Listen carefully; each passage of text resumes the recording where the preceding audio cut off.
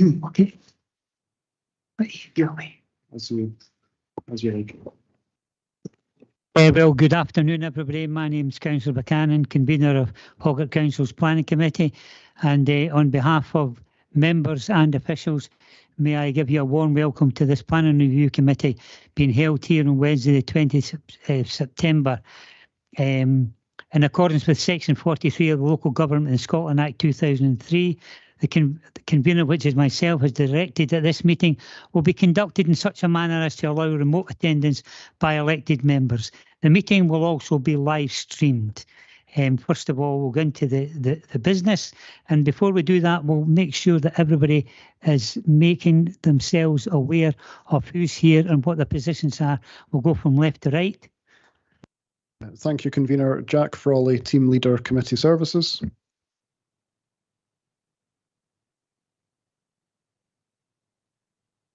Jim Miller, Democratic Services Graduate.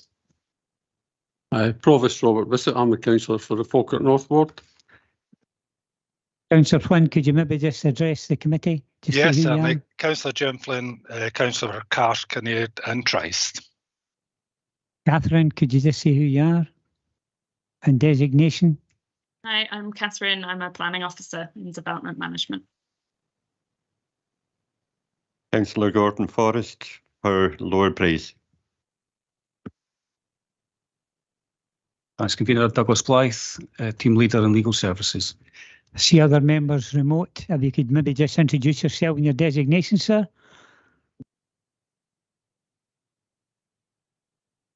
So I think you were inviting Mr. McClure and then Mr. Brown to introduce themselves. Yeah. Hi, I'm Steve McClure. I'm a planning officer for Falkirk Council.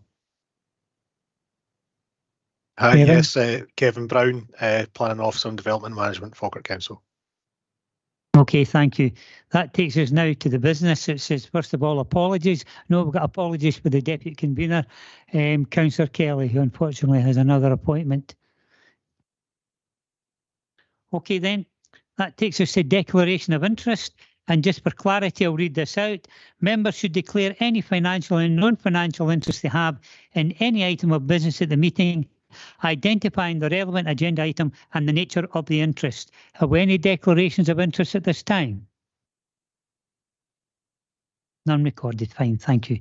That takes us to item 3 on your agenda papers, Planning and Review Committee Procedures, pages 3 to 7.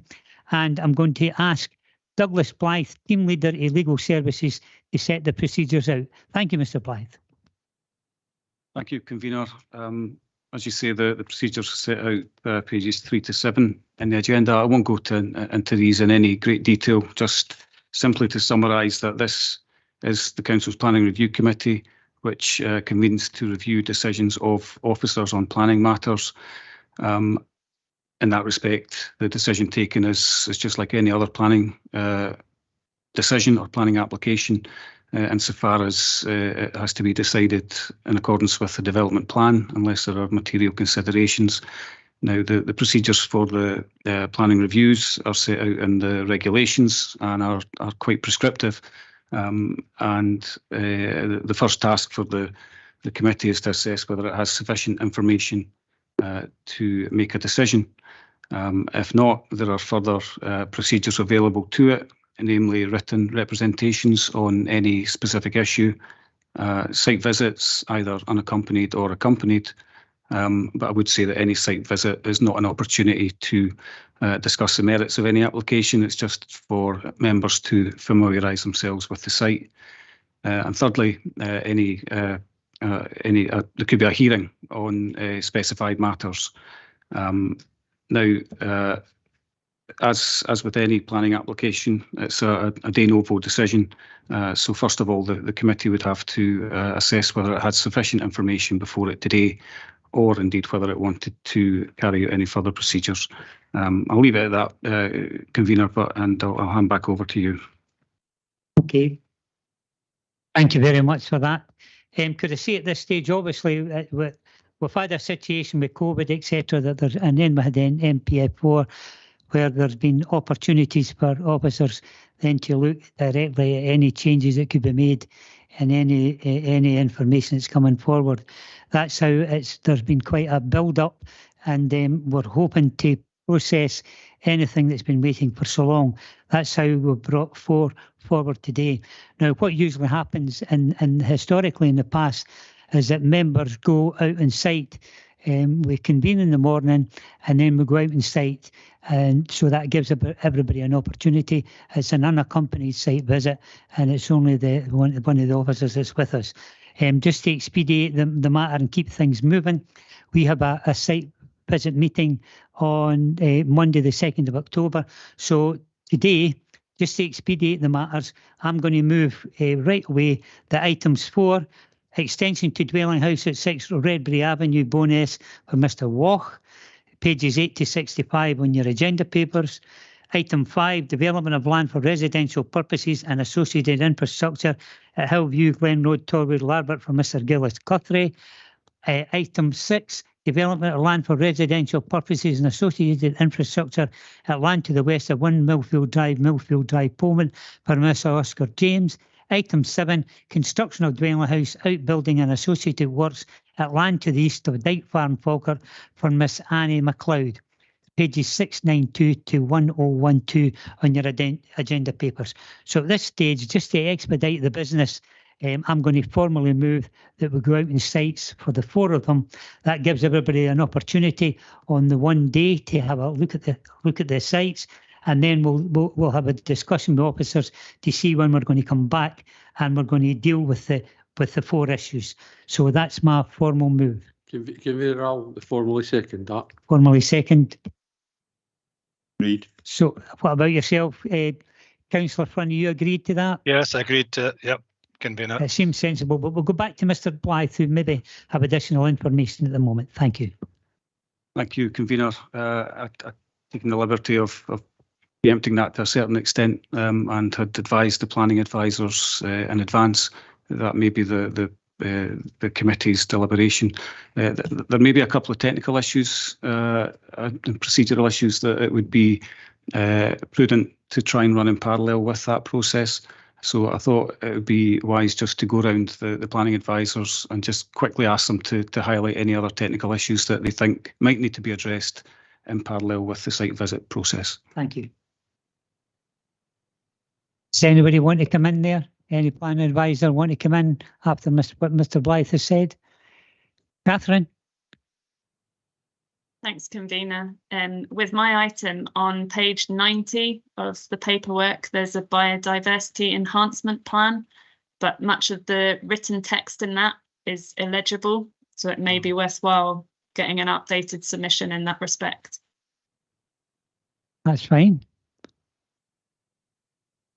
I don't think we need to make that any formal written procedure on that, Convener. I think we can just ask the applicant to give us an update. Yes. Thank you. Kevin? Thanks, Convener. Yeah, for item 7, there's a couple of matters that spring to mind. The first one being that the application itself was submitted and assessed with a batch of supporting information in the form of a design statement, coal mining risk assessment and coal report, and also a business plan and housing justification report. The design statement and coal mining risk assessment reports are within the agenda papers today, but I don't see the business plan and housing justification report within there. It looks to have been omitted for whatever reason, I don't know. So that would need to be added back in for members' benefit. The other matter is that the refusal reasons, the statement on the reasons for review, Annex C within that statement contains a technical note prepared by Tetra Tech and assessing stopping site distances. And Annex D contains a site plan by EKGN Architects showing a proposed visibility display. These are documents which were not part of the submissions before the case officer at the time of assessment, and are new submissions to this committee. So I wonder if Douglas might want to shed some light on the legislative aspects of that, but it would be worthwhile perhaps bringing these under but any issues arising from that we can hopefully cover with a reconvene meeting another time. Thanks, Kevin. Yes, I think the issue of the missing Labour report, I think that's easily rectified. We can make sure members have got that with them, either for the next committee or well in advance of that. And we'll make sure that's on the agenda for next time. Kevin makes reference to the stopping sight distances and visibility display information that was submitted with the application for review. And if you go to page 697 on the agenda, which is the review statement, the review application, the applicant is quite upfront that this information was not submitted with the original application, as they felt they didn't have an opportunity to do so. So they've taken the opportunity to lodge that information with their review statement. Now, the regulations do suggest that if there's any new information that comes to light, that the committee shouldn't make a decision until all relevant parties have an opportunity to digest that and respond to it. Now, first of all, I think the committee would need to determine whether they were happy to have that information in the papers and for deliberation, and if so, whether they would feel a further written procedure to allow, in this case, the Ross Development Unit, I would suspect, to provide a written response. Yeah, I'd be happy with that. Happy with that, yeah.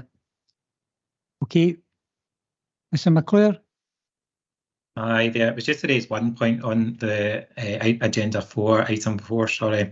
The applicant has submitted amended plans this time round to show the overshadowing, which is a key point of obviously this review.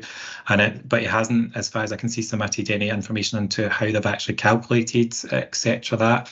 So it was just really to get clarification from the agent applicant on the method they've used, because it will just help obviously the review to understand obviously what they've done in relation to obviously the officers made their own calculations during the application originally.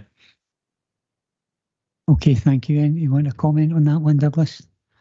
Could I just clarify, Stephen, that's so really what we're looking for is some written representations on the method of calculation in respect of the... I can't see anything that they've submitted to say how they've actually calculated it. So it's just to understand what method they've used and how they've calculated it. If it's just a simple degree calculation or if they're actually calculating it from a point in time in the day. I think that then could be we could have another written representation process on that, convener, just to flush that out and bring that information back before members consider the application. Okay, thank you. Brent, anything? Item 6 for Millfield. The planning supporting statement indicates the 37 trees will be removed. It's a wooded site. There's also a tree survey and arboricultural constraints report, which says that 68 trees will be affected by the development proposal. So I thought perhaps some clarity on how many trees would be or are anticipated to be removed as a result of the development proposals. Right. So there's none of them on TPOs? It's not a TPO site, but to facilitate the development, there will be a loss of trees, and there seems to be a disparity in the documents about how many trees that could involve. Thank you for that, Douglas. I think, and I can pick up with Brent afterwards about the exact disparity that's present in the papers, but we can make that the subject of another written representation from the applicant. Okay, I think that's everybody. I think it's been worthwhile, because the fact is that I think we're going to have more information available to members when we're going through the decision-making process. Other than that, I'd like to thank everybody for coming along, and just to let you know that officers will be working out time scales in relation to the site visits. I think we've penciled in, Mr. Frawley's penciled in October the 2nd, which is a Monday, and we'll all await and see what form of documentation we get in relation to timings, etc. Other than that, everybody, thank you very much for your time. Sorry, Sorry. Thank you. Yes. One quick thing. October the 2nd, that is the same day as the other site visit for Yes. the ordinary Yeah. plan. Yeah. That'll mean that we have planning officers and planning review members all Yeah. in the same. But they'll be getting, what will happen is we'll Will go they out get and dropped off? they'll get dropped off. We'll go Right. out and site. It's already been discussed with this fine man here. We'll go out in You never the, discussed it with me. yeah. We'll go out and with the previous meeting, and then we drop the committee off for that, and then Then the we carry LDP members are like, we'll go out. Thank Okay. you for that. Thank No, you. no, good point. Okay then, everybody, thank you very much. Thank you.